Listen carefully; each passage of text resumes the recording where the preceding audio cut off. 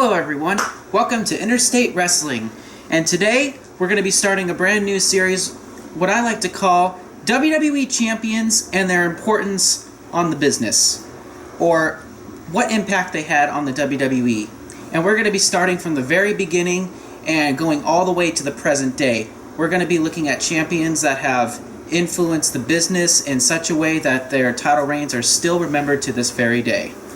And we are going to start at the very beginning with Buddy Rogers and Bruno Sammartino, and we're going to go all the way to the present day with probably, I'd say, Roman Reigns. We will know more as we go, but it might be a little too soon to do Roman Reigns, but some of the people that we've had in mind to do are Buddy Rogers, obviously because he's the first champion, Bruno Sammartino, Pedro Morales, Bob Backlund, Hulk Hogan, Macho Man Randy Savage, Diesel, Bret Hart, Shawn Michaels, Stone Cold Steve Austin, The Rock, Triple H, John Cena, Randy Orton, CM Punk, Daniel Bryan, and like I said before, possibly we'll be ending it with Roman Reigns. And we will be looking at each significant title reign and what importance they had on the business. And we're going to start it right off from the very beginning with Buddy Rogers and Bruno Sammartino in today's episode. So Chapter 1, Buddy Rogers and Bruno Sammartino. So, Buddy Rogers, as many of you may or may not know, is the first ever WWE Champion. But back then it wasn't called the WWE Championship, it was actually called the WWF Championship, which stood for Worldwide Wrestling Federation Championship. And the title was created on April the 29th of 1963. And how old were you about when the title was created? 1963, I was probably 14, maybe 14 years old. Wow. So you were just starting out in your teenage years when this title was created. Wow. Makes you feel old, doesn't it? Yeah, I am old. Anyways, so what created the WWE title? Well, I'll let you take that. Well, we got to start off a little history here with Buddy Rogers.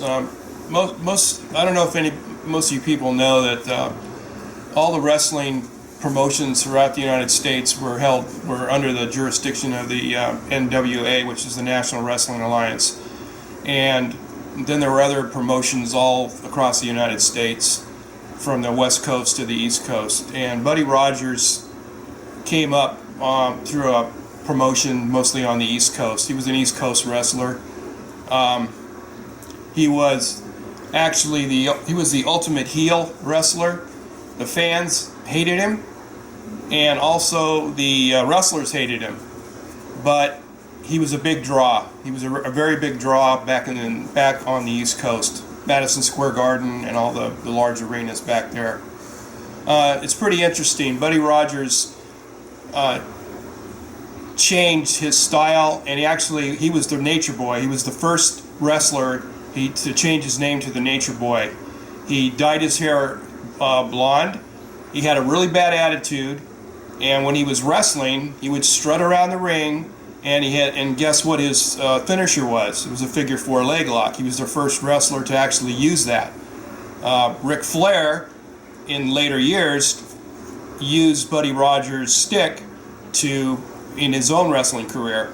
And most of you probably know Ric Flair. You probably don't know Buddy Rogers, because this is a long time ago. So, like I said, despite his attitude, he filled arenas. He was a really good wrestler. He was what they called a mat wrestler, which means he wasn't a high flyer. All the moves were all done on the ring. Headlocks, arm locks, etc. That's what mat wrestlers are.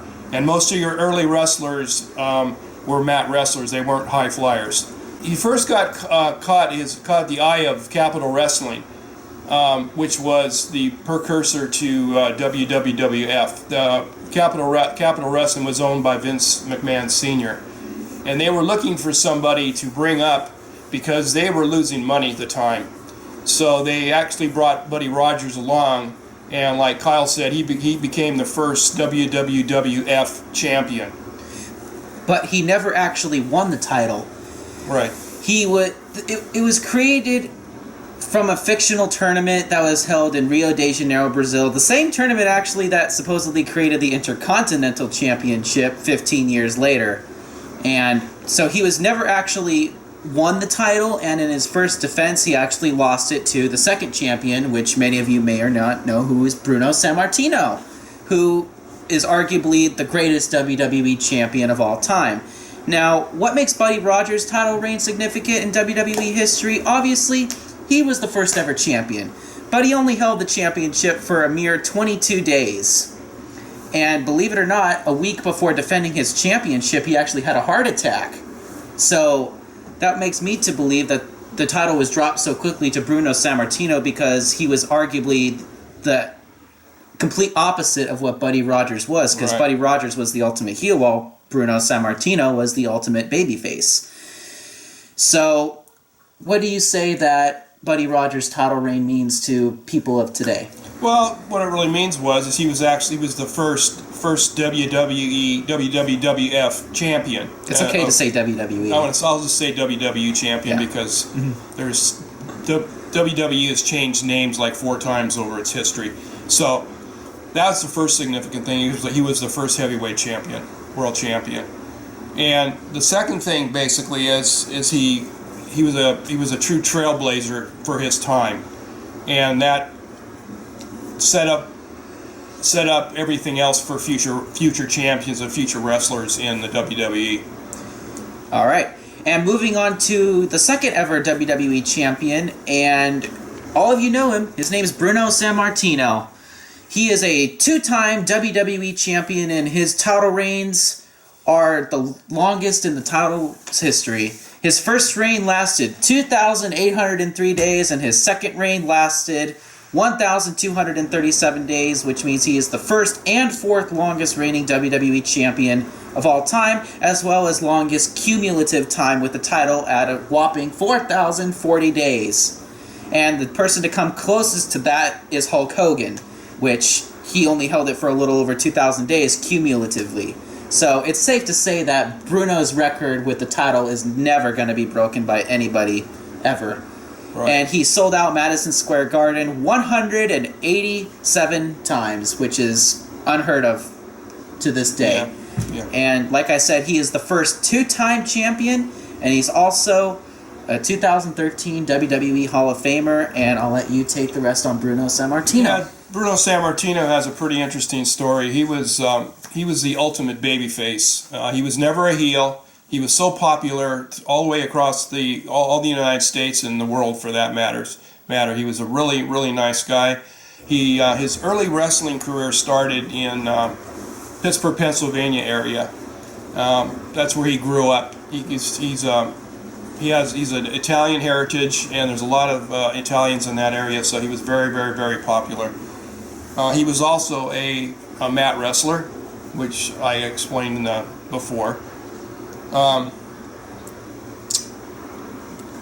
Back in around 1963, he bought out Spectator Sports Production, which was a local wrestling promotion back in the Pittsburgh area.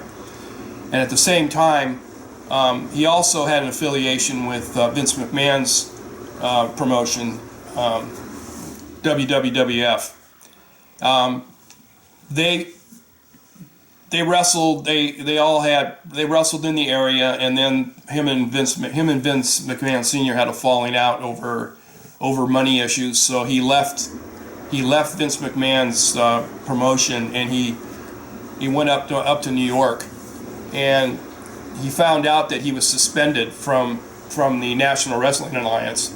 Well, he didn't know why he got suspended, but he found out later on that it was because he had missed a wrestling match in, I think it was Boston, somewhere in the Boston area. Well, it turned out not to be true because Vince McMahon kind of screwed him over. And to this day, Bruno Sammartino feels that he was screwed over by Vince McMahon Sr. He tried to wrestle in around the rest of the United States. He even came out to San Francisco, and he couldn't wrestle. So he finally went to Canada, where he had a very good career up in Canada for a while. It's just really funny because when he did finally go back to WWF, Vince McMahon Sr.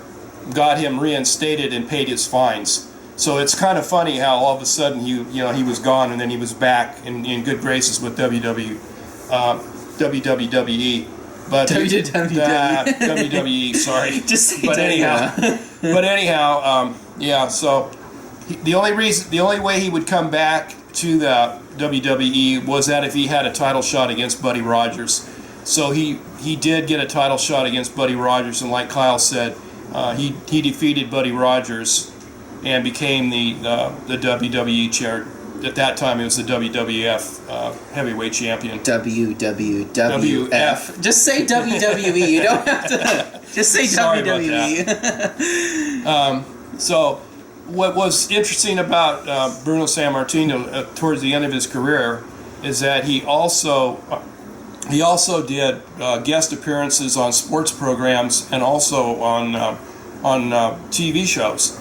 Yeah. So it's really interesting because he kind of he's another one that trailblazed the way for other wrestlers to do that in the future. And he was also, at the end of his career, he was also a commentator for WWE with Vince McMahon Jr. Mm-hmm. So, anything else? Yeah, he was really just the first, mainstream WWE champion, Right. where he would go out and do all these interviews and stuff like that. He was really the first franchise player, I guess, of the WWE, in which, Hulk Hogan, Steve Austin, and all these other people would follow him, in his footsteps. He was really the first guy to be, the public face of the WWE, and, of course, he was champion for cumulative 10 years about, so... Yeah, he actually had 2 title runs. He had the first title run, and then his second title run was shorter, and he was defeated by Ivan Koloff, mm-hmm. and that was pretty much towards the end of his career.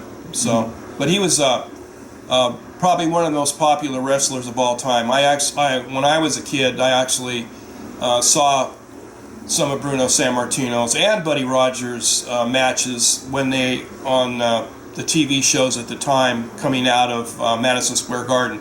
Madison Square Garden actually had a television show, sponsored a television show for wrestling, and that's where you saw these older wrestlers like that, Buddy Rogers, Bruno Sammartino, etc. Because you didn't see those matches out here on the West Coast. Mm-hmm. The only matches that I was able to see on the West Coast at that time was through the San Francisco promoter, who was Roy Shire.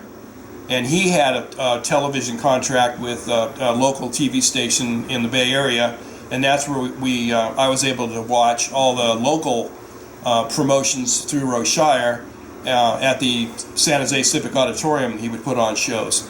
And just to make a note, some of the wrestlers back then, a couple of the wrestlers back then that I saw in person was Ray Stevens and Pat Patterson, who also had careers with WWE. Mm-hmm. So that's kind of how that worked. So, mm-hmm. So yeah, that'll pretty much wrap it up for this edition of the WWE Champions episodes, and I'm really hoping to turn this into a series. So like I said, this was Chapter 1, the very first Champions, and Chapter 2 will be Bob Backlund and Pedro Morales, and then we will move on to the Hulk Hogan era and slowly move to the present.